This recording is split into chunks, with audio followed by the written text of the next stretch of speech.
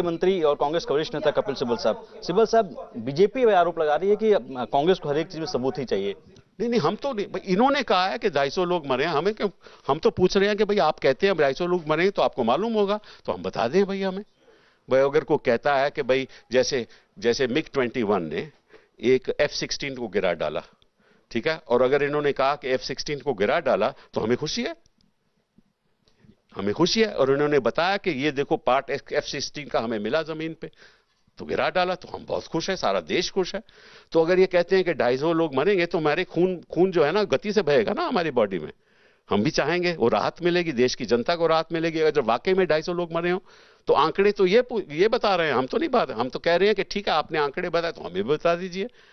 और जिस बेरहमी और बेदर्दी के साथ हमारे जो CRPF के जवान शहीद हुए, उनके ऊपर प्रहार हुआ, और वो मैं दृश्य देख नहीं सकता था।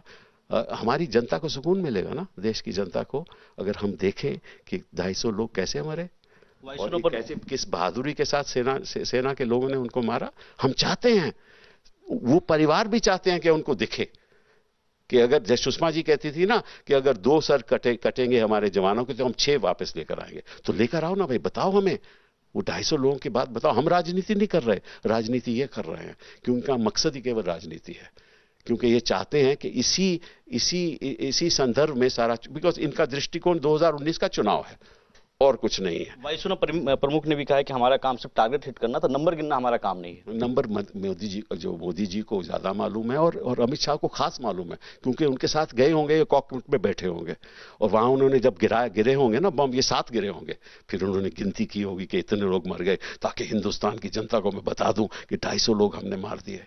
अरे थोड़ी सी तो शर्म करो, कोई सच्चाई सीखना तो सीख जाओ, सच्चाई बोलना तो सीख जाओ।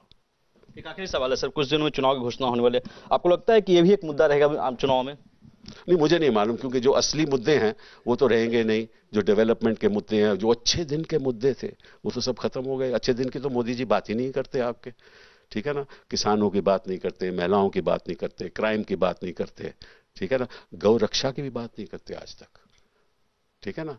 ये अब शब्द बोलते रहते हैं, उसके बारे में कुछ नहीं कहूंगा। मैं तो इतना ही कहूंगा कि अरे अगर अच्छे दिन नहीं भी आए तो कोई बात नहीं, सच्चे दिन तो ले आओ। बिल्कुल, हमारे साथ थे पूर्व केंद्रीय मंत्री कपिल सिब्बल साहब। इन्होंने कहा है कि ये सबूत की बात नहीं कर रहे हैं, लेकिन अगर कुछ वहां कार्रवाई की गई है तो उसके बारे में बताना चाहिए। वीडियो जर्नलिस्ट सुभाष के साथ रविकांत, न्यूज नेशन, दिल्ली।